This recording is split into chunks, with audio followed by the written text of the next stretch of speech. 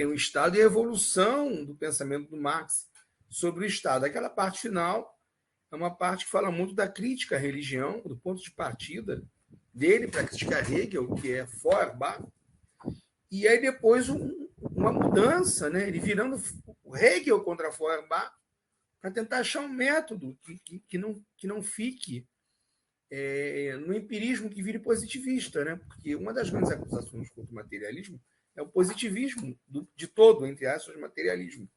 Porque, efetivamente, a contemplação de um objeto não te dá um conceito. O conceito tem suas próprias regras. O objeto existe, né? Fora de si. Existe um fora de si. Existe um em si. Existe um objeto concreto, real, né? Um objeto fora de você. Mas o conceito desse objeto não é um objeto. Isso cria um monte de dificuldade, né? Como é que, por exemplo, o Kant trata isso? Kant trata que a coisa em si ou em si existe, mas é incognoscível. Ou seja, o conceito que eu tenho na cabeça desse objeto são coisas diferentes. E eu tenho noção desse objeto a partir de uma racionalidade que está em mim, não no objeto. Isso é enfrentado de uma outra forma por um idealista, que é o Hegel, que ele vai dizer que este conceito que eu tenho na cabeça é, ao fim e ao cabo, reflexo desse objeto que existe no mundo real e que não parte da minha cabeça. Eu sou objeto do objeto. Só que esse conceito, né, ele tem um em si. Ele tem uma história, ele tem um desenvolvimento particular, próprio, autônomo, não independente. Então, Marx tem que voltar essa metodologia para sair do mundo da contemplação, por e simples, dos objetos. Ele precisa, né? Ele coloca numa das teses sobre Feuerbach, que a gente vai estudar mais lá na frente, quando estiver estudando a ideologia alemã, né, que o Feuerbach concebe objetos reais fora da cabeça do filósofo. O problema é que esse em si, esse objeto, a relação do homem com esse objeto é uma relação sensitiva de contemplação, não é uma relação conceitual. O conceito ele tem um mundo próprio, ele tem uma vida própria. Vida própria não independente, mas autônoma, com regras próprias. Por exemplo, a matemática ela é uma representação do mundo real, mas ela é também um objeto próprio, um mundo próprio, né? Ela tem regras próprias, ela tem um desenvolvimento próprio. Não adianta você querer transformar a matemática apenas num decalque da realidade, apenas num reflexo da realidade. Ela é mais do que isso. É um conceito aprimorado da realidade. Não significa que existiria a matemática sem a realidade. Existe a realidade sem a matemática. Você matematiza a realidade, né? E aí é o problema, às vezes, do idealismo, né? A crítica da crítica, a crítica que roda em falso e que critica a si mesma, né? Tem aquela história de que Deus matematizou, que muita gente acha que a matemática cria o mundo, que pode se reduzir o mundo à matemática. Eu lembro de um amigo meu, campeão mundial da Olimpíada de Matemática, que ele falava que ele podia mostrar por cálculos como reduzir uma manada de elefantes a uma bolinha de gude. Não, em cálculo você pode fazer o que quiser. Eu quero ver você reduzir a manada de elefantes e transformá-la numa bolinha de gude na realidade, né? A não ser que seja uma operação atômica que você vai matar os elefantes todos, é impossível, né? Você não consegue fazer isso. Você pode fazer no cálculo. Na realidade, né, você não consegue fazer. Então, efetivamente, a matemática é uma representação da realidade. Uma das ilusões que os matemáticos têm é que ela passa, o decalque da realidade, a representação da realidade, passa a ser a realidade. Então, você passa a pensar a realidade a partir dela, né? E não pensar ela a partir da realidade, o que é um problema. Por exemplo, eu vejo muita gente agora viajando pela física quântica e começando a compor possibilidades e etc. E falam, não, mas eu provo, né, pela física quântica, pela história do observador e do comportamento das partículas subatômicas, e a partir daí começa a abstrair, mesmo que eu não prove no concreto, né? E eu posso construir um monte de possibilidades. Parece uma coisa muito nova, mas não é. Por exemplo, o Lenin vai escrever um livro chamado Materialismo e Pirocriticismo, exatamente falando sobre isso, exatamente falando da física conceitual e das teorias que não precisavam ser provadas na realidade. São todas hipóteses. Hipóteses matematicamente elegantes que fazem, como se fala, fazem sentido matematicamente, mas que não são provadas no mundo.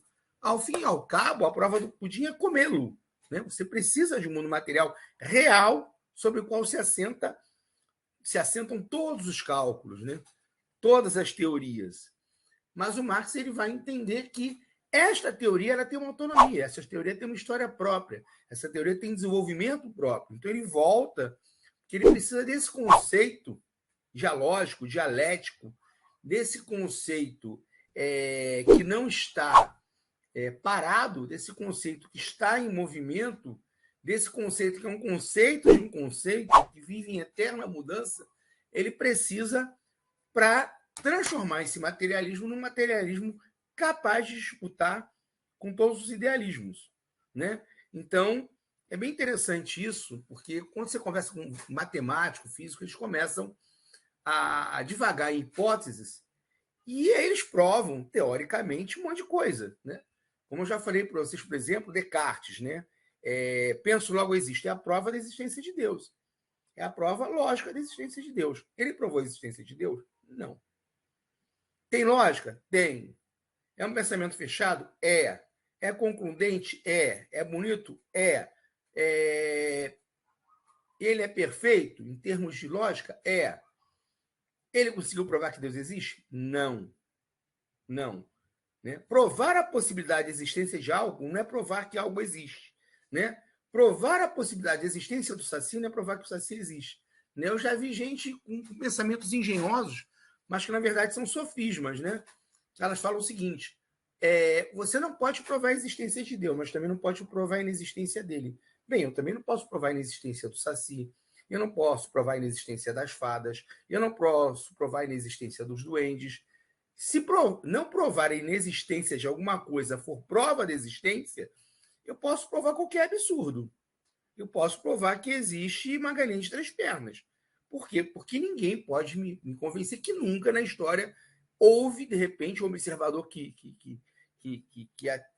até hoje não pesquisou direito, nunca houve ou pode não haver uma galinha de 3 pernas. Né? Mas isso não prova a existência de uma galinha de 3 pernas. Né? Então é interessante essa questão da lógica, né? Porque eu vejo muita gente divagando agora. Metaverso, existe um outro eu no mundo distante, não sei o quê. Isso é tudo hipótese, gente. É tudo hipótese que pode ser provada na matemática, mas a matemática não é o mundo. Né? O cálculo diferencial integral funciona?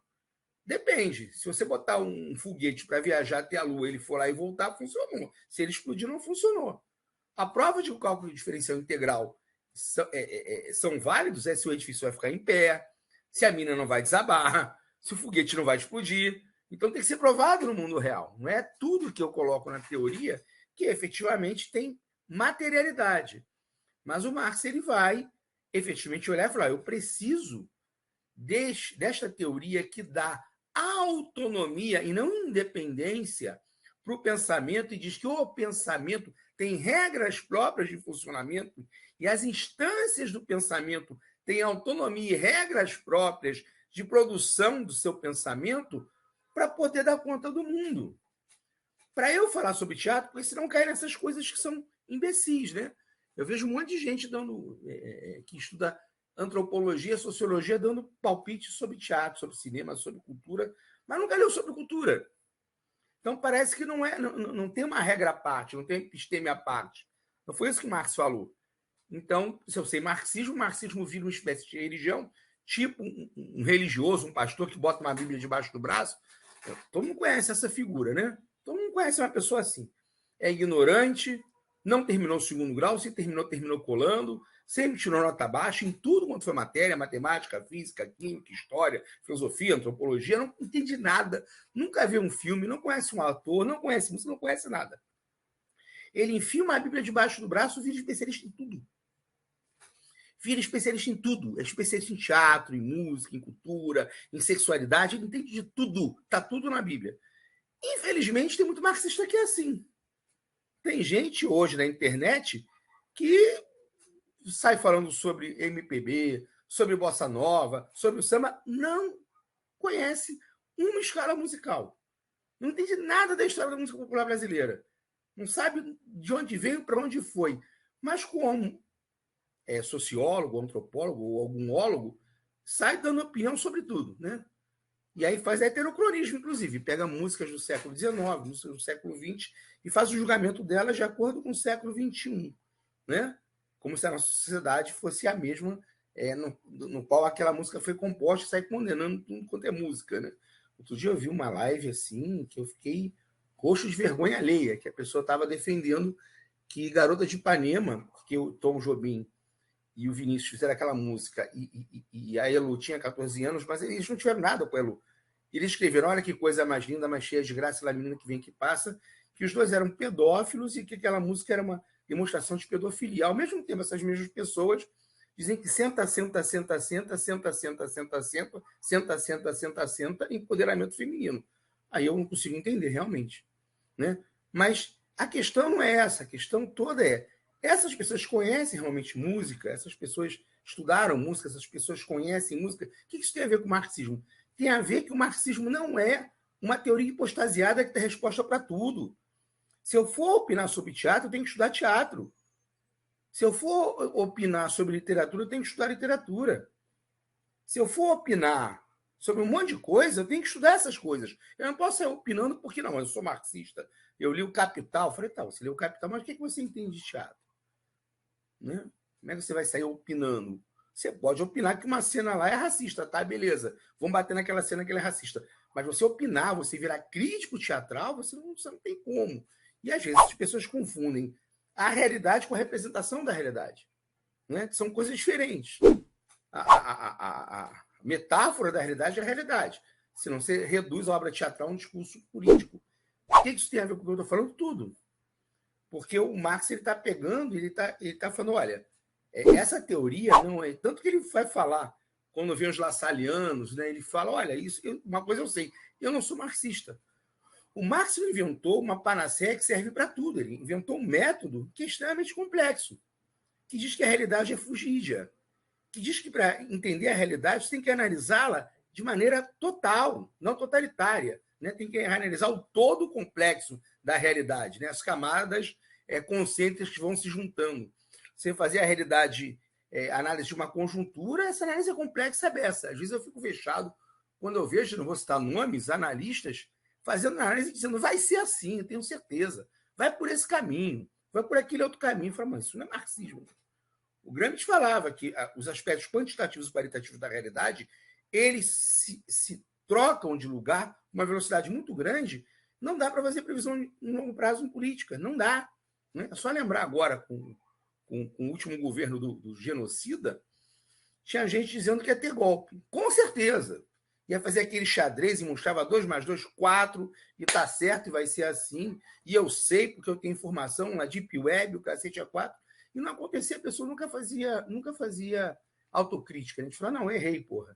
Não acontecia. E foi assim. E depois foi o contrário. As mesmas pessoas diziam que iam ter golpe, que ia ter golpe, que ia ter golpe, depois disseram que ia ser um passeio à eleição do Lula. Não foi. Mas, assim, o marxismo não é isso.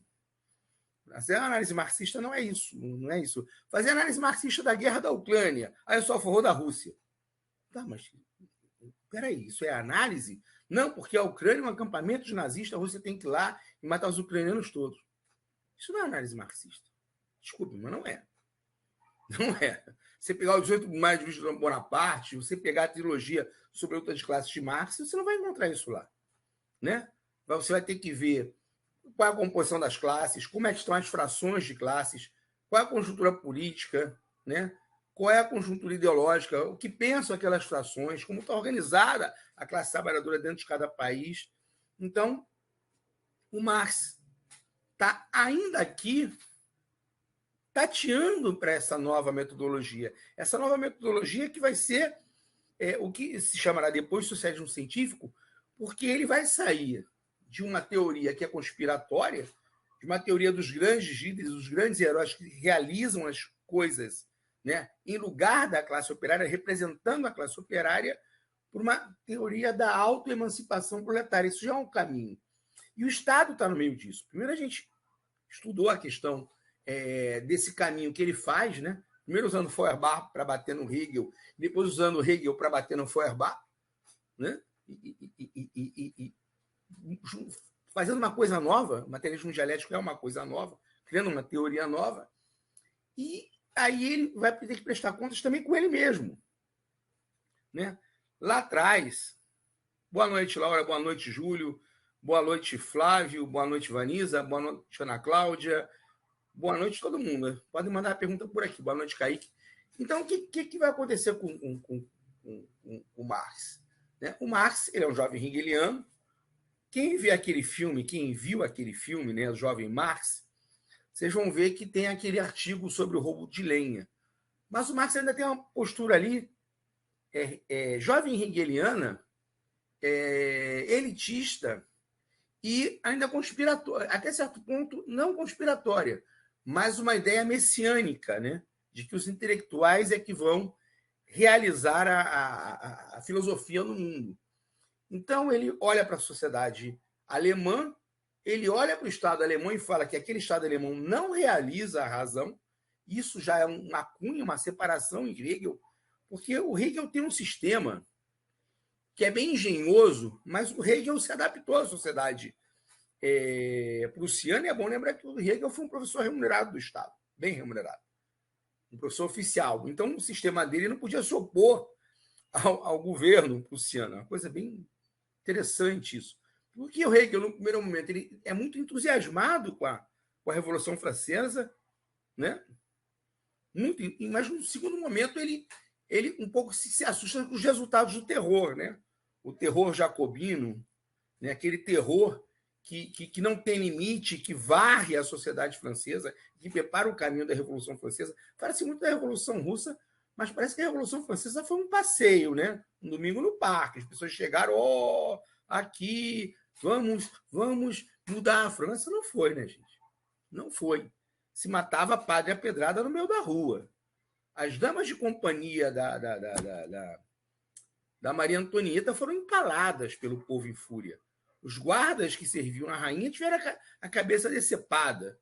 Parece que foi um passeio, um domingo no parque. Não foi. As igrejas eram queimadas, não eram queimadas por anarquistas, não.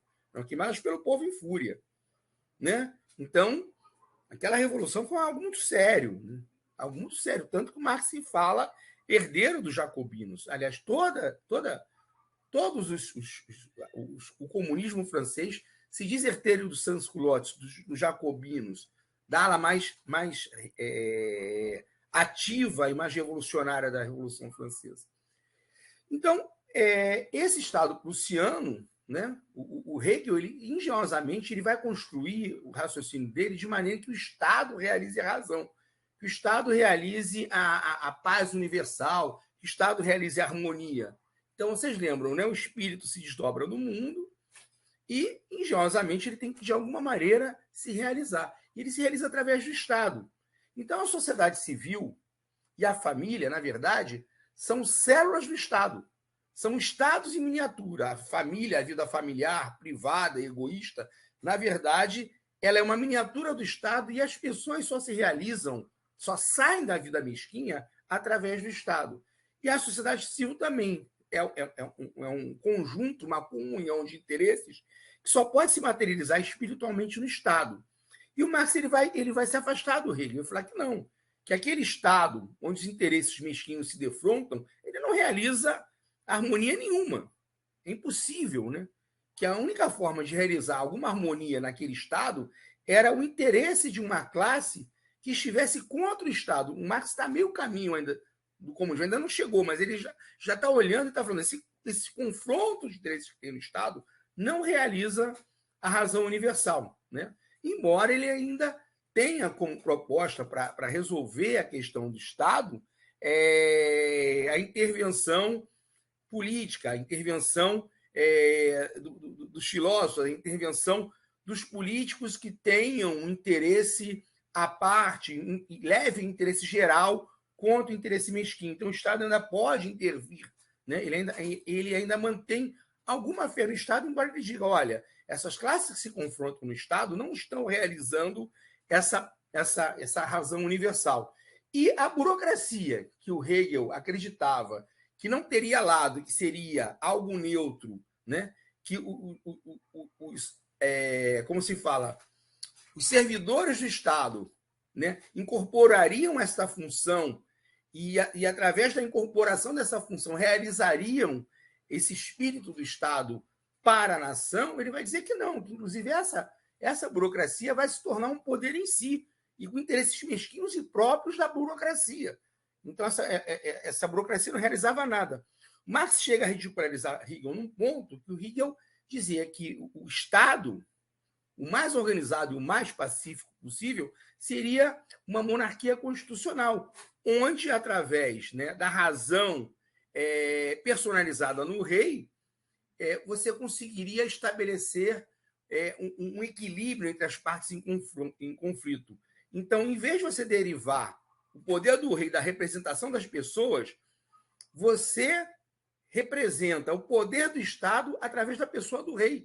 E ele fala que, então, o ato mais profundo do Estado seria o momento que o rei fornicaria e produziria um herdeiro, que o Estado seria criado pelo ato sexual. O Estado seria criado pelo ato animalesco sexual, né? Então, a soberania que provém do povo e vai para o rei inverte, faz sair do rei para o povo. Então é porrada. O Marx está dando porrada no Hegel, né? O Marx está porrando o Hegel. O Marx está falando, essa concepção de Estado não dá, né? Eu fico com o método, mas não com a conclusão. A história não se realiza através da monarquia constitucional. O rei não realiza a soberania, muito pelo contrário, o rei usurpa essa soberania. E a soberania só pode vir do povo. E é bem interessante, porque o Marx aí ele vai resgatar o Rousseau, que ele diz o seguinte: não existe como você delegar a soberania. Quando você delega a soberania, você aliena a sua soberania. Então, Marx ainda não chegou no comunismo, mas ele está no esquemão que vai chegar no comunismo. Porque ele diz o seguinte: olha, não tem como delegar a soberania. Ou eu sou soberano ou eu não sou.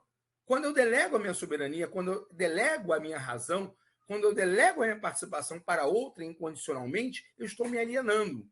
Então ele vai dizer que esse estado de monarquia constitucional é a alienação da sociedade civil dentro do Estado. É a castração da sociedade civil. Não a comunhão, mas a disputa de jogo de interesses, onde as partes cedem efetivamente porque estão em disputa. Mas não é a realização de uma harmonia. O Estado não é a realização de nada. Ele ainda não chegou à ideia de que o Estado é um órgão de dominação e coerção de classe, mas está bem pertinho. E ele vai dizer que, efetivamente, essa razão universal, a realização da filosofia, a filosofia realizada como história, só pode acontecer quando as pessoas se livrarem, e o central no Marx aqui ainda não é a classe operária. Tem um conceito que é interessante, que é o de alienação. Ele vai dizer o seguinte: só quando as pessoas conseguirem derrubar a sua alienação política, ainda não é alienação no trabalho, mas é a política, e ele inverte, vejam só, não é alienação mais da razão, não é a razão alienada e que se reifica no Estado e que foge da alienação no Estado, não. São as pessoas alienadas, são as classes sociais alienadas, é o povo alienado, né, que outorga a outrem uma participação que ele não pode outorgar porque é sua. Quando outorga a sua participação, ele está alienado dos problemas reais e concretos. Então, ele já está para além do artigo do roubo da lenha. Ele já não está falando mais de que, através da política, através da disputa política, cérebro e coração, ele vai conseguir efetivamente sair desse esquema de interesses mesquinhos em conflito. Ele está dizendo que não tem como delegar. Só existe uma forma da razão se estabelecer e da razão se realizar. As pessoas se autorrepresentarem. Isso é muito radical. Isso é antessala do comunismo já. Ele está dizendo que não tem que... O Estado, enquanto existência, enquanto for um órgão de coerção de classes, ele é a prova da alienação das pessoas, a prova de que as pessoas veem esse Estado como algo outro, que não a sua vida, que sua vida está reduzida, que essas pessoas são reduzidas e não conseguem ver que aquele estado de coisas é o estado de coisas da sua alienação. Então, é bem interessante esse momento. Marx ainda não chegou ao comunismo, mas ele já está cavando para isso, né? Ele sai de um esquema em que a classe trabalhadora, a classe proletária é a classe sofredora, é a classe carente, e começa a ver nela a classe potencialmente revolucionária. Ainda não é o Marx revolucionário, mas é a classe potencialmente revolucionária. Porque ele diz o seguinte: somente a classe cujo sofrimento universal faz com que seu interesse coincida com o de toda a sociedade pode realizar a razão, pode realizar a plena democracia, pode derrubar a alienação. Então, isso é muito radical. Muita gente pergunta, mas umas questões bem interessantes sobre o marxismo. Né? Uma delas é que as pessoas, e isso é um pouco de culpa do ensino desse marxismo positivista vulgar, né? Que acha que o marxismo é criar um Estado socialista. Acha que é isso. Né? Na verdade, para o Marx, todo Estado socialista é para ser transitório. Né? Qual é a transitoriedade desse Estado? Eu não sei, mas o Marx é antiestatal. Ao fim e ao cabo, o pensamento do Marx, lá no final, coincide com o pensamento anarquista. O Estado tem que ser extinto. A diferença do Marx para os anarquistas é que os anarquistas querem a abolição imediata e voluntária do Estado sem passar por um processo, sem passar por etapas. O Marx não. Marx conclui que vai ser necessário ainda não é nesse livro, tá, gente? Estou adiantando a matéria, vamos dizer assim. Vai ser necessário passar por algumas etapas para você extinguir o Estado. Conforme você for promovendo a emancipação dos homens, promovendo a emancipação da classe trabalhadora, mas ele está vendo a emancipação humana aí, você pode extinguir o Estado. Quando você extinguir o Estado, efetivamente, você não tem mais o Estado como órgão de repressão de classe, ainda que você tenha uma organização superior, isso não pode ser chamado mais de Estado. Marx é muito dialético nisso, muito hegeliano. Se o Estado não tem mais a função repressora, policial, de repressão de classe, ele tem que ser chamado de outra coisa. E o Marx, nesse momento, já está falando em abolição desse Estado. Abolição desse Estado de coisas e abolição desse Estado.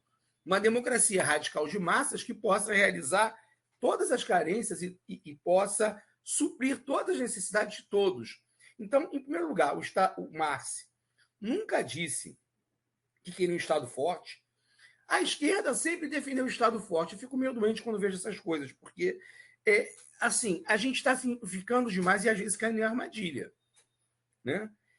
Efetivamente, diante dos ataques do neoliberalismo ao Estado e a necessidade que a gente tem hoje de usar o Estado para proteger a classe mais sofrida, a gente não pode enfraquecer o Estado. Mas o objetivo dos comunistas nunca foi de um Estado forte. O objetivo dos comunistas é de usar esse Estado para acabar com o Estado. É de usar esse Estado para acabar com o estado de necessidade do Estado.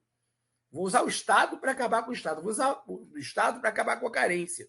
Vou usar o Estado para acabar com a desigualdade. Se eu acabo com a carência e com a desigualdade, eu acabo com a repressão. Se eu acabo com a repressão, eu acabo com a função policial do Estado. Se o Estado não tem uma função policial, é um órgão de redistribuição entre a classe trabalhadora inteira, sem distinção de classe, não posso mais chamar de Estado.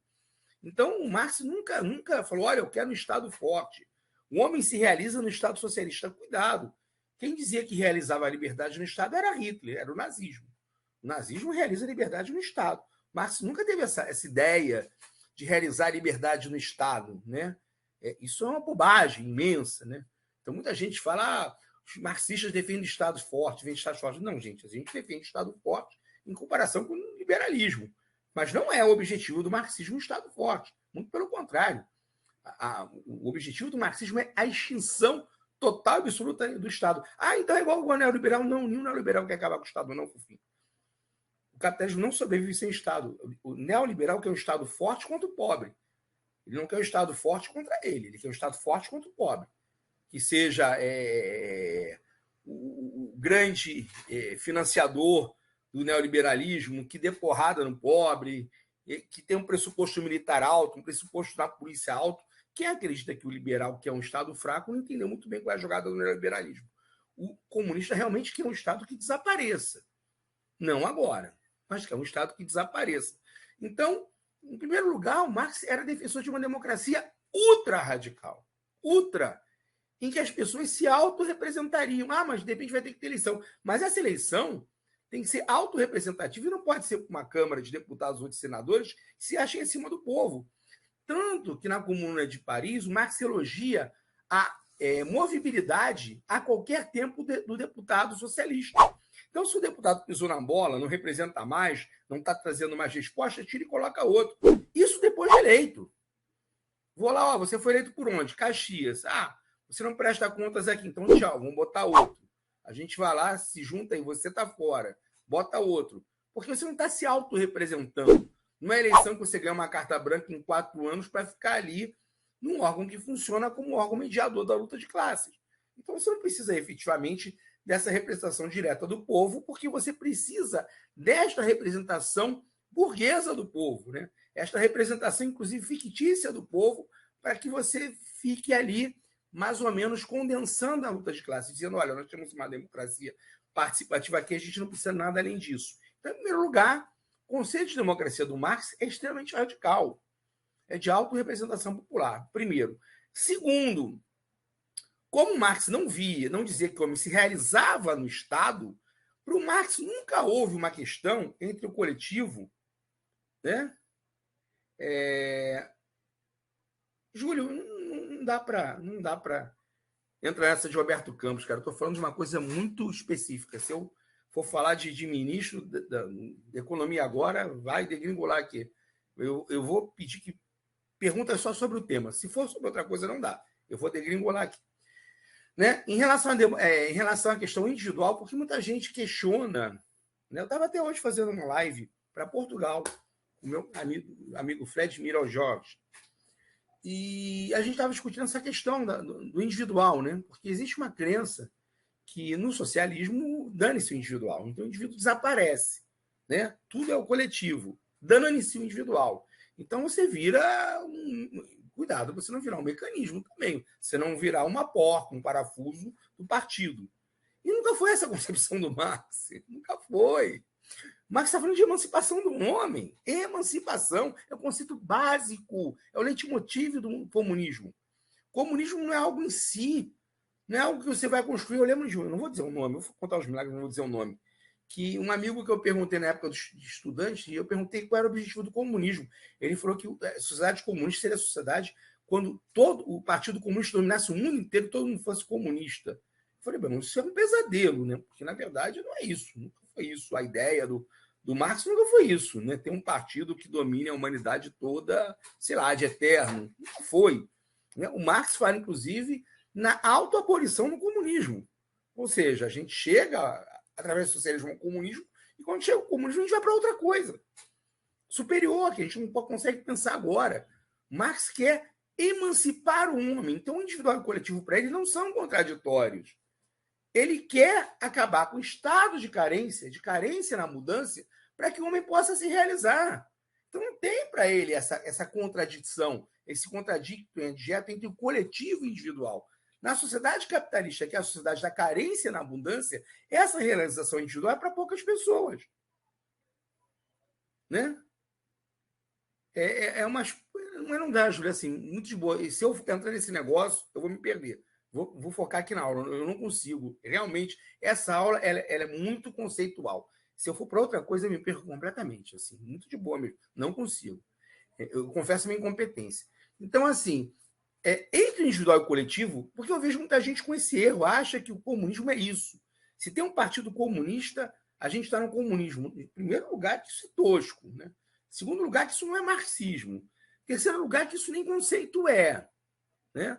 Primeiro que quando houver comunismo, a gente não vai ter países como a gente concebe hoje. A gente vai estar num processo de passagem do socialismo ao comunismo.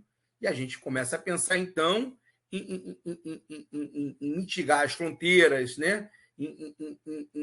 E abolindo as fronteiras, em pensar numa humanidade única, uma humanidade maior, né? Em que as nacionalidades não sejam óbices à confraternização humana, que os países não estejam em disputa de mercados, que a divisão de classes dentro do capitalismo também não seja a divisão de classe internacional de países dominantes e países dominados. Então, o comunismo seria uma outra fase. Até porque quando Marx pensa o comunismo, ele pensa no processo socialista menos longo, depois ele até revê um pouco, ele vê depois com a experiência da Comuna de Paris que talvez essa ditadura do proletariado ela seja necessária por um tempo maior, mas ele está vendo o processo internacional, ele não está concebendo a revolução num país só. Ele não consegue, Marx não consegue pensar isso. A revolução num país só não é matéria da nossa aula, dá para se pensar isso numa outra aula, mas não passa na cabeça do Marx. Então, para ele, teria que acontecer uma revolução internacional, para que pelo menos os principais países da Europa se tornassem socialistas, e aí depois você faria uma passagem no comunismo. Ou é isso ou é nada para o Marx. Não tem uma alternativa que seja fazer uma revolução na Inglaterra, vou fazer uma revolução na Alemanha, vou fazer uma revolução na Espanha. Não é esse o pensamento do Marx. O marxismo, na maneira como ele foi inventado, por exemplo, não ajudaria, não seria parte da luta da libertação dos povos da América Latina. Porque ele tem um pensamento, inclusive, que nesse ponto é um pouco hegeliano demais, de que você precisa primeiro desenvolver o capitalismo em um determinado país para depois pensar em socialismo. E aí, se você for pensar assim, você não consegue estabelecer luta revolucionária em nenhum país da África, da América, né? Então, isso não quer dizer que o Marx estava errado. Não, o Marx é um homem do seu tempo. Ele está pensando no socialismo naquela classe operária daqueles países que são os países chave, os países dominantes do mundo. Se você for olhar para o Brasil nem classe operária tem. Nem classe operária tem o Brasil. Nessa época, é um país de escravos. Você não tem uma classe operária livre. Você não tem uma classe trabalhadora livre. Você tem um país de escravos. Então, o Marx não está pensando em socialismo no Brasil ou nas Américas. Ele está pensando no socialismo onde tem classe trabalhadora. Ele encontrou a classe trabalhadora como grande universal que pode fazer a revolução e a emancipação humana. Então, ele não consegue pensar no socialismo nos países dependentes. Ele ainda não pensou também na questão do desenvolvimento desigual e coordenado do capitalismo, que é uma teoria de um economista, Rio Ferdinand, e depois também vai ser apropriada pelo Lenin, vai ser apropriada pelo Trotsky, e que é muito importante, né?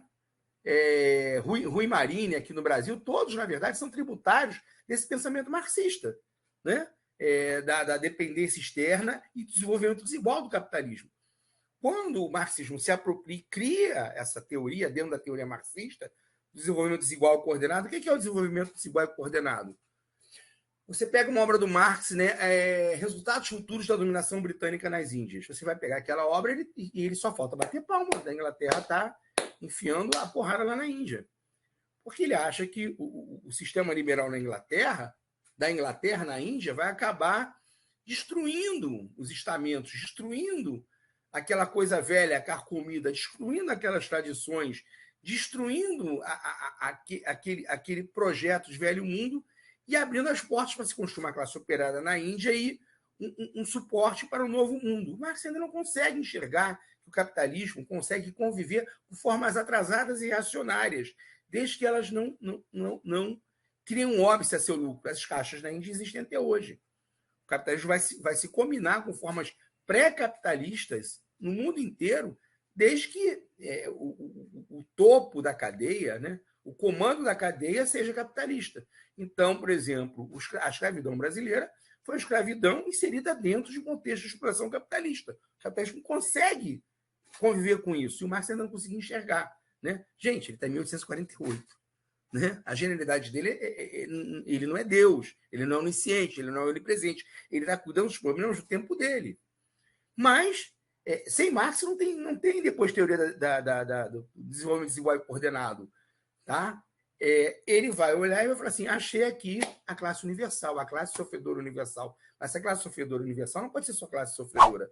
Essa classe sofredora universal tem que ser a portadora da filosofia da história, tem que ser a portadora da emancipação humana, tem que ser a portadora da liberdade do homem.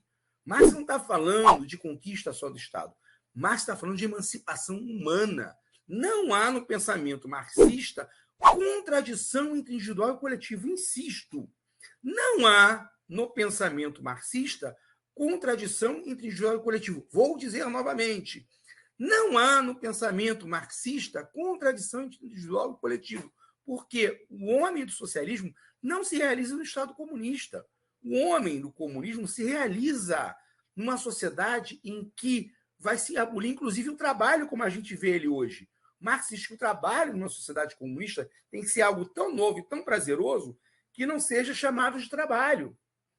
Então, ele não está pensando simplesmente em uma coletividade obedecendo ao Estado do Partido Comunista, não. Ele está pensando numa sociedade transitória que cria um homem novo. Ele está dizendo que quando acabar a carência na abundância, a gente acabaria a pré-história da humanidade e poderia ter um grande renascimento, como foi o renascimento que aconteceu com o capitalismo, né? Saindo do feudalismo, renascimento cultural, né? O que a gente chama de trabalho, essa parcela mínima da atividade humana que a gente considera trabalho, que seja ampliada para considerar o prazer, a arte, a cultura. Então, Marx está mirando uma outra coisa. Por que eu falo jovem Marx? Porque a maioria das pessoas não conhecem isso. Acha que o Marx era um cara que só estava interessado na tomada de poder. Reduz o marxismo a um manual de tomada de poder. E aí perde de vista essa questão filosófica que para ele é central. Tem um texto do Engels, inspirado no Marx, eu acho que é dos dois, perdão, eu posso estar enganado, eu tenho que procurar esse texto, em que ele diz textualmente que, se for só para o operário ganhar um pouco mais, não precisa de socialismo. Se for só para o trabalhador comer, não precisa de... Olha só, o Marx ele vai atacar, e ataca nessa época ainda, o comunismo, que ele chama de vulgar, porque ele diz que este comunismo reduz o homem. Vamos tentar entender o pensamento do Marx, né? Até muitos comunistas acham que o comunismo é para isso, é para dividir coisas, né? Que é para dividir coisas. Se eu tiver o comunismo, eu tenho 3 celulares, só tem um, tá, gente? Vamos dizer que eu tenho 3. Eu tenho que dividir 2. Porque o comunismo, pequeno burguês, só consegue ver o homem como proprietário. Então, no comunismo, todo mundo tem que ter um Camaro amarelo. Todo mundo tem que ter uma Ferrari. Todo mundo tem que ter uma cobertura. Não é isso. Nunca foi. Marx nunca pensou isso.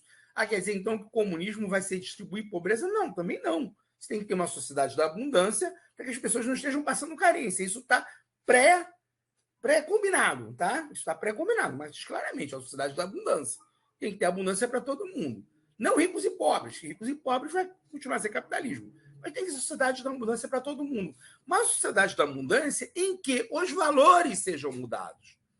Então, não é quantos celulares eu vou ter, quantas TVs eu vou ter, quantos carros eu vou ter. O conceito de valor humano nessa sociedade tem que ser mudado. Né? O Walter Benjamin fala que o capitalismo é a grande religião, é a única religião da humanidade hoje. Então, tem que superar essa religião. Então, quando eu acabar com a sociedade da carência na abundância, quando eu acabar com a sociedade do valor, os valores da sociedade também serão mudados. Se os valores são mudados, o que eu tenho, o que eu deixo de ter, não fala por mim. Eu não sou mais um produto. Eu não estou na sociedade de acordo com o que eu ganho. Estou na sociedade de acordo com o que eu sou. Então, o socialismo para Marx não era questão pura e simples de distribuir produtos ou das pessoas comerem mais. Óbvio que vai comer mais. Óbvio que é para ser abundante. Óbvio que não é para ninguém ficar passando carência. Óbvio. Mas não é uma divisão de produtos. Isso, inclusive, não ficou claro para ter grandes teóricos do marxismo. Dá um exemplo, Mao Tse-tung. Né? Você pega a revolução, a chamada revolução cultural na China, pelo marxismo aquilo não tem cabimento. Né? Antes de ser impregnado... Roberto já falou sobre isso. Aquela ideia primeiro, revolução cultural, ano zero, isso não existe no marxismo. O marxismo ele não fala, olha, eu surgi da cabeça de Marx, então não tem ano zero. O marxismo se diz herdeiro de toda a tradição cultural do Ocidente, se diz herdeiro do pensamento hegeliano, se diz herdeiro, inclusive, do liberalismo. Né? Muita gente fala, o liberalismo, Marx diz herdeiro do liberalismo, e tem um texto excelente sobre o livre-cambismo, que é para falar em outra aula. Né? Então, assim, o ano zero não existe para o marxismo. Né? E esse comunismo da necessidade, esse comunismo da repartição extrema, esse comunismo do igualitarismo na pobreza, nunca foi pensamento de Marx. Nunca foi. Nunca foi. Aliás, uma revolução agrária nunca passou na cabeça de Marx.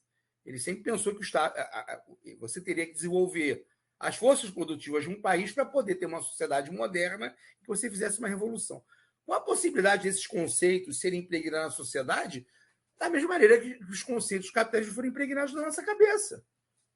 É que a gente pensa que a gente sempre foi capitalista. Você acha que a sociedade feudal pensava igual a gente? Os valores da sociedade feudal eram iguais aos nossos? As pessoas valiam pelo que tinham ou valiam pela posição que ocupavam na sociedade? O Marx, inclusive, nesse texto, ele vai dizer que a sociedade feudal é a sociedade política, por excelência, porque as pessoas valem de acordo com a posição que ocupam. A sociedade capitalista, ela é uma sociedade em que a sociedade civil está em confronto aberto, em que as pessoas não valem mais pela sua posição na sociedade, porque o dinheiro de per si, ele como é esse móvel que abstrato, que está sempre circulando, ele de per si, ele não te dá a condição de dominação. Você não é barão, você não é conde, você não é rei, né? Você tem que fazer essa disputa. Tudo bem, você vai usar o dinheiro, você vai virar um magnata, você vai comprar deputado, tá, mas é uma disputa. Então, se você pegar e olhar para aquela sociedade, os valores daquela sociedade, e olhar para os nossos valores hoje, são os mesmos. Um rei não valia se ele era rico ou não, ele valia porque ele era rei. Um barão, um nobre, um conde. Para você ter uma ideia, a sociedade inglesa, quando você tem a Revolução gloriosa inglesa, que é 100 anos antes da Revolução Francesa, os burgueses que estavam ascendendo socialmente casavam com filhos e filhas da nobreza para terem acesso a títulos, porque eles se sentiam efetivamente menores que a nobreza, que aquilo fossiliza. A gente tem até hoje rainha na Inglaterra, a gente tem até hoje monarquia na Inglaterra, que é um absurdo teórico se parar para pensar. Se parar para pensar, o rei é uma excrescência, uma rainha é uma excrescência. É uma pessoa através da qual a soberania do povo é exercida por uma concessão dela, e não o contrário. Não o contrário. O poder não vem da rainha nem do rei. O rei e a rainha não simbolizam porra nenhuma. Né? A representatividade delas vem do povo. Então, assim,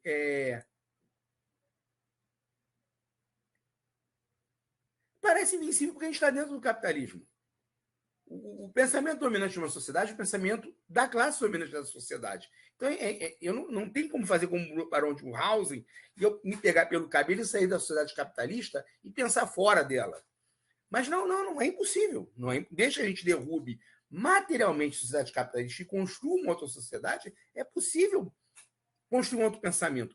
Quer ver uma coisa? Quando caiu o socialismo na União Soviética, né? É um escárnio. Ter monarquia é um escárnio. O Marx detona a monarquia, detona. E fala que a monarquia reduz a democracia a um ato sexual. O ato de soberania é o ato da reprodução do rei ou da rainha, né? É o ato sexual, né? Quer ver uma coisa? A gente está falando sobre pensamento.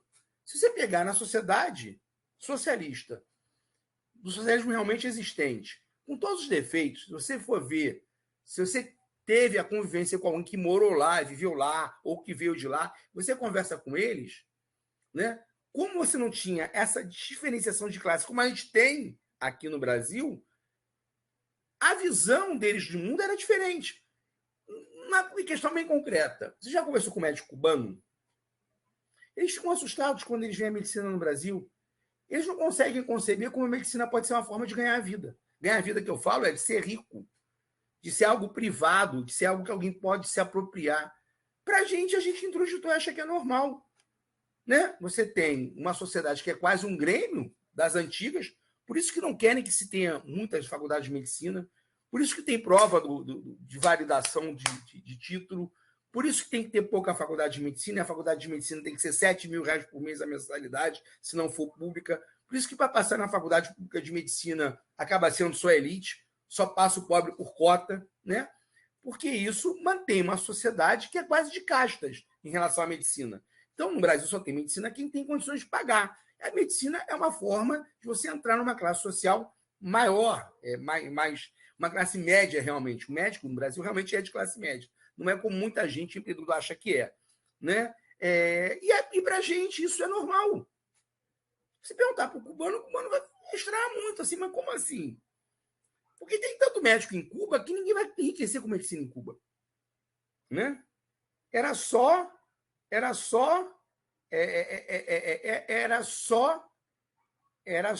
encher de médico o Brasil.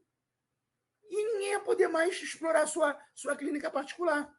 Se tiver um hospital em cada esquina, como tem em Cuba, tiver um médico de família passando em cada rua, tiver a medicina pública funcionando, acabou o negócio capitalista na medicina. É tão difícil pensar isso? Não é. Não é. O capitalismo não é tão potente como a gente acredita que ele é. Ele só é tão potente porque a gente acredita que ele é potente. Olha, ô Júlio, criticar o mal não quer dizer que eu apoio o Deng, não. Essa história da China dá um papo longo. Inclusive, discutir se a China realmente é socialista ou não. Né? Mas não é ainda, volto a falar, não é o intuito dessa live, dizer se a China é socialista ou não. Então, o Marx ali, ele começa a cotejar, ele começa a pensar e começa a dizer que o poder não está no Estado, que o poder é involucrado no Estado, mas o poder está na sociedade civil, que o Estado é o local da disputa, ele só ainda não está num processo de dizer, olha, vamos fazer uma revolução. Ele ainda está na fase da democracia radical. E ele já localizou o seu agente da democracia radical, que é a classe despossuída. Né? É a classe de possuída. Sim, Márcia, é isso. Eu acho que a China dá um bom debate, mas não é um assunto aqui, senão vai para outro campo. Eu citei o Mao, porque esse conceito é importante. Esse conceito de comunismo, de dividir a extrema pobreza, vamos fazer uma reforma agrária radical e todo mundo vai ser igual, isso é socialismo, nunca passou pela cabeça do Marx. Nunca. Foi importante o Mao? Foi importante a Revolução Chinesa? Foi. Mas o Marx conseguia imaginar uma sociedade socialista assim? Uma sociedade socialista pobre, em que se divida a pobreza? Não. Nunca foi a intenção dele. Nunca foi, então todo mundo vai ser pobre. Né? Muita gente tem essa concepção. O Marx condena essa concepção. Ele condena, ele fala, olha, essa é uma concepção, primeiro, que reduz a existência das pessoas a ter ou não ter. Segundo, é uma concepção que ela é improdutiva, por exemplo, com relação à cultura. O Marx tinha uma preocupação muito grande com a cultura. Ele dizia que uma sociedade da carência não pode produzir cultura, não pode produzir uma sociedade rica. Rica que ele está falando não é de dinheiro, não. É rica culturalmente. Ele está pensando em homens emancipados, homens e mulheres, emancipados. Para ter homens e mulheres emancipados, você precisa de uma sociedade abundante. Né? Uma sociedade abundante. Então, ele nunca pensou numa revolução agrária. Pode se fazer? Pode. Legal, é. Importante na luta? É. Pô, legal. Mas isso é a concepção dele? Não. Não. Tanto que a Rússia, quando faz a revolução, né, uma coisa que concordam aqueles que dizem que a Rússia teve socialismo e aqueles que dizem que a Rússia não teve socialismo, é que a acumulação primitiva de capital dentro da Rússia foi feita pelos bolcheviques. Os bolcheviques tiveram que desenvolver o capitalismo na Rússia, desenvolver a produção na Rússia para poder fazer socialismo. Porque eles não fizeram a revolução na Alemanha, nem na França, fizeram na Rússia. E a Rússia era um país basicamente agrário, com poucas indústrias, concentrado em São Petersburgo e Moscou só. O que tinha indústria na Rússia era indústria de queijo, indústria de sela, indústria de arreio. Isso não é indústria. Né? A indústria na Rússia era muito primitiva. Então, os bolcheviques fazem uma revolução, mas, ao contrário do senso do pensamento de Mao, desde o primeiro momento, eles falam: temos que desenvolver a produção aqui. Temos que desenvolver um moderno Estado industrial. Porque o Marx pensou no socialismo para um Estado industrial moderno. Ele nunca pensou para um Estado atrasado, para fazer divisão. Vamos fazer reforma agrária. É legal, mas reforma agrária nem socialismo é. Essa é uma outra questão. Né? Reforma agrária não é socialismo. Divisão de terras não é socialismo. Divisão de terras faz parte da revolução burguesa, está na gênese das revoluções burguesas, tanto da Inglaterra quanto da França. Então, não é uma missão do socialismo. No terceiro mundo, por conta do atraso, a reforma agrária acabou virando uma questão do socialismo, mas não é. Né? Quem fez a reforma agrária na Coreia foram não os liberais, né? Foi o Estado da Coreia com o apoio dos Estados Unidos, que tinha medo da Coreia virar outra China. Né? Já que uma das coisas que tornou o mal popular foi a reforma agrária, que é uma tarefa capitalista. Mas isso é discussão para mais de ano. O Marx não via, o Marx não conseguia enxergar uma sociedade socialista agrária. Isso não passava pela cabeça do Marx. Ele pensava realmente numa sociedade de emancipação do homem. E emancipação, ele está pensando em outra coisa. Ele está pensando num homem que vai trabalhar 2, 3 horas por dia, homem e mulheres, e vai ter 11 horas disponível para fazer outra coisa. Mas fazer outra coisa é estudar astronomia, estudar música, estudar teatro, fazer esporte, ter tempo livre de maneira produtiva. O Marx está pensando nisso. Já no século XIX, o Marx está pensando nisso. No século XIX. Então, eu falo, ele é um grande filósofo da emancipação humana. uma coisa liga Marx e Nietzsche contraditoriamente, né? O Nietzsche falava do Übermensch. Nietzsche tem um lado direitoso, né? O Nietzsche, ele basicamente, o que ele acaba dizendo é o seguinte: se tiver um monte de servo, mas um punhado de gente puder se emancipar e puder ser ótimo, e ótimo para ele não é o bom do cristão, o bom do Nietzsche é o cara que realmente se destaca, um grande artista, alguma coisa assim, né? Então aquela sociedade já está produzindo algo com qualidade. Então precisa do Übermensch, o além do homem. Ele está pensando num homem emancipado dos valores daquela sociedade canhestra. Mas ele não é um filósofo da emancipação social. O Marx está pensando na emancipação do homem também. A gente pode falar que o Marx também está pensando no além do homem, não no super-homem, no além do homem. Ele diz que esse homem novo ainda não foi inventado. Que é essencial. O homem, o Marx tem uma aporia aparente no pensamento dele. Porque ele fala o seguinte: nós temos que realizar a essência perdida do homem. Peraí, mas se eu sou imanentista, se eu sou materialista, se eu não tenho um a priori, se eu não tenho um homem prévio, como é que eu vou realizar alguma essência do homem se o homem não tem essência nenhuma? Aparentemente, uma aporia. O que ele está dizendo? Esse homem castrado do capitalismo, esse homem e essa mulher castrados do capitalismo, esse homem que fica o tempo inteiro só trabalhando, que é regulado pelo relógio, que está todo regulado para pagar as contas, não tem liberdade nenhuma. Quando você libertar este homem e esta mulher, vai ser uma outra sociedade, vai ser um outro mundo, vai ser um outro pensamento, inclusive em termos sexuais.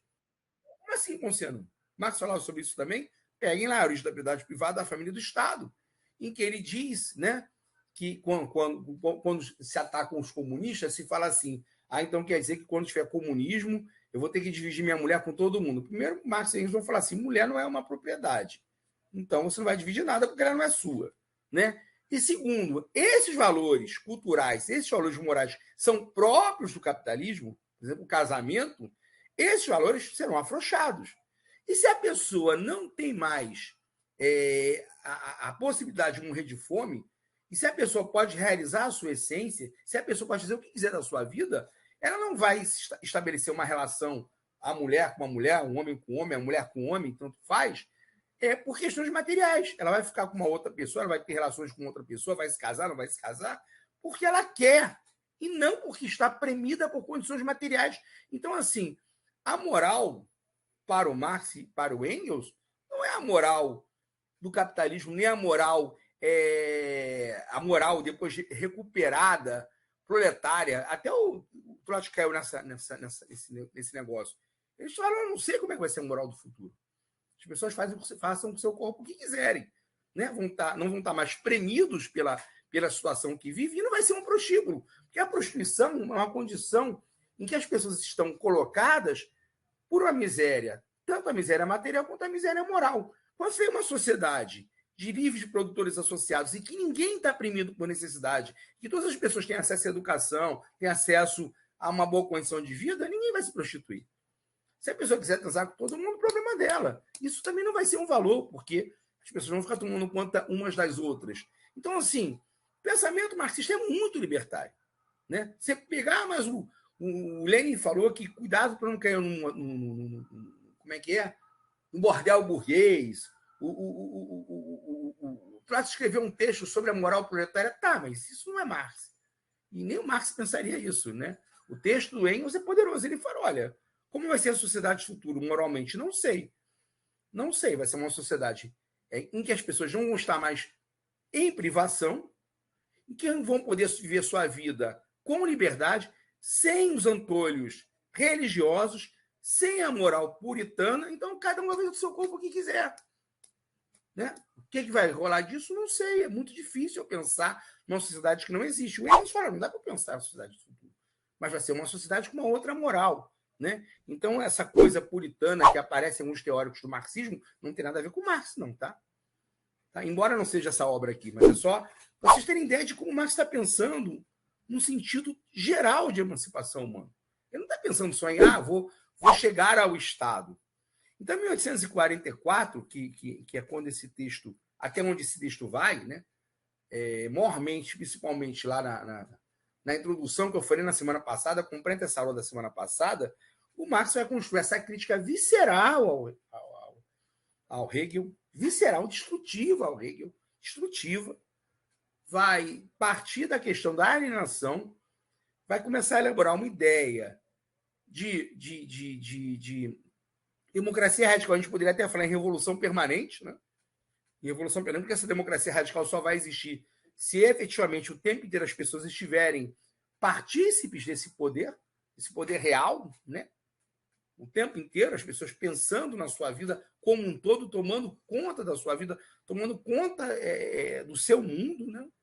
E ele ainda não tem efetivamente uma teoria de uma classe revolucionária.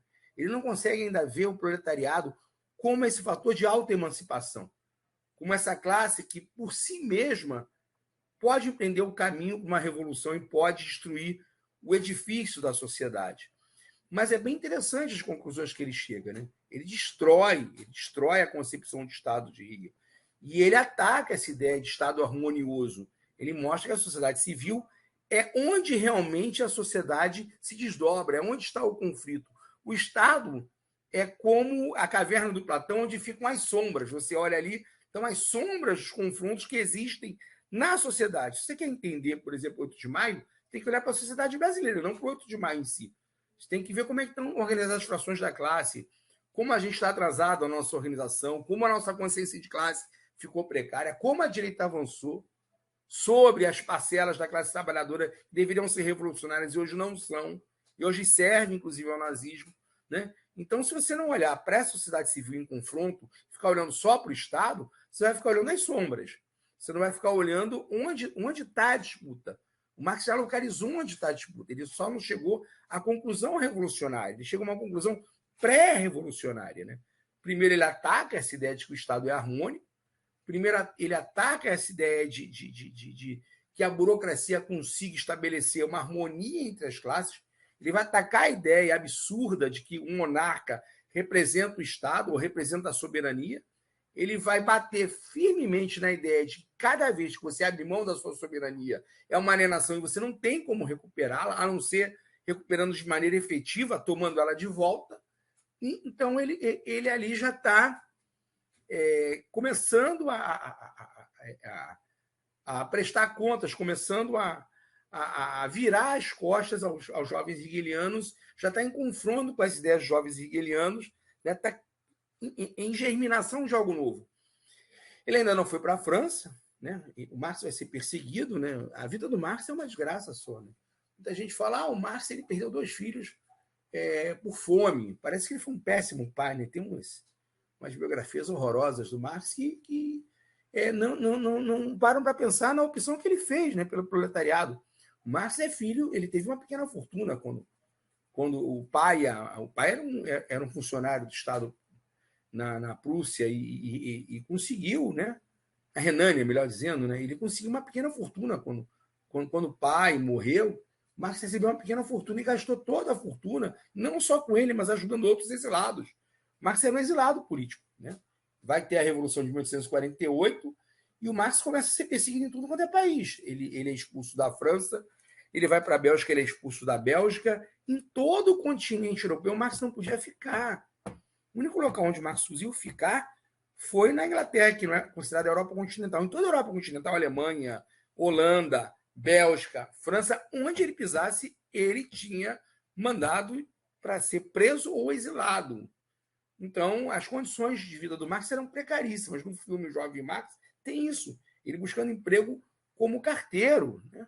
Como carteiro, e os caras recusando porque ele não tinha uma boa caligrafia. Vocês imaginam um gênio do porte de Marx pedindo emprego de carteiro e sendo recusado porque a caligrafia dele era ruim. Né? Dá vontade de chorar, né?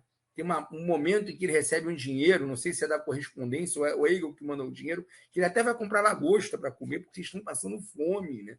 Está passando necessidade. Ele é assim um professor universitário e as portas da universidade estão fechadas e ele não tem onde se empregar. Ele vai acabar trabalhando na biblioteca em Londres e vai receber muita ajuda do Engels, porque senão ele não conseguiria, por exemplo, produzir a quantidade de livros que ele produziu. Né? O Engels era grande industrial, e depois da tentativa fracassada de Revolução em 48, ele se restabelece em Manchester e toca os negócios do pai.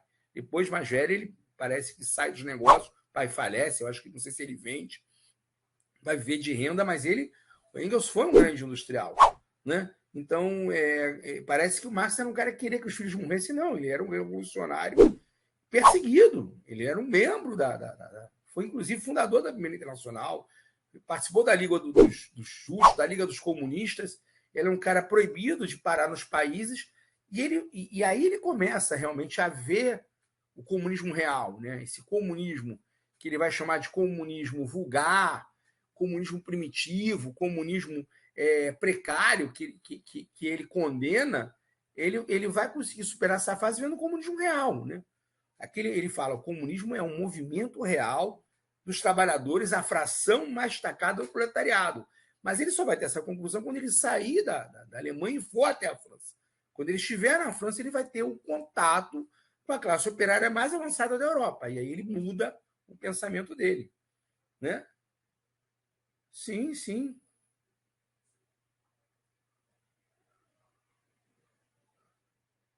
Né? Pessoal, essa aula de hoje, na verdade, é um fechamento da aula da semana passada, né? Estou levando duas pelo preço de uma, só ia fazer uma aula sobre esse capítulo, mas eu senti a necessidade de dar um fechamento naquela aula da semana passada. Não faz sentido essa aula sem a aula da semana passada, é importante, quem não viu, ver. Depois eu mando novamente todas as aulas, mas eu queria só fazer um fechamento mesmo para não ficar nada desamarrado, né? Desamarrado. Então, esse livro, né? Introdução à Crítica da Filosofia Política, alguns chamam de manuscrito de Krosnack, que foi escrito durante a lua de mel dele com a esposa. Ele é um livro extremamente importante nesse processo de evolução do Marx. E entender que o Marx é sujeito paciente dessa teoria. Ele não cria a teoria comunista da cabeça dele, né? Ele é um militante que vai evoluindo e ele vai condensar as aspirações daquela massa de trabalhadores que tem, inclusive, alguns teóricos com teorias que não se enquadram, né, nessa ideia de autoemancipação da classe trabalhadora. Né? São teorias conspiratórias, são teorias messiânicas, são teorias que precisam de uma intelectualidade que fala para essa classe trabalhadora, ou de líderes caudilheiros que falam para essa classe trabalhadora, o blanquismo. Né? O Marx ele vai voltar essa teoria para a própria classe trabalhadora. Ele fala assim, não, vocês é que têm que fazer essa revolução. Não precisa de ninguém conduzindo vocês. Vocês é que têm que conduzir essa revolução. Por isso que ele é tão genial. Por isso que ele consegue condensar os interesses de classe dessa classe. Porque ele faz com que essa classe olhe para si mesma. Ele não se coloca acima da classe. Ele não se coloca como líder da classe. Ele não se coloca como intelectual da classe. Ele está condensando o pensamento dessa classe e está, pela primeira vez, mostrando que essa classe pode se transformar de classe em si em classe para si. Ela tem que tomar consciência do papel dela. Então, é extremamente interessante esse processo de evolução que só acontece porque o Marx vai conhecer a classe trabalhadora realmente revolucionária que vai, inclusive, sacudir a Europa de 1848 a 1850 na verdadeira Primavera dos Povos. Né?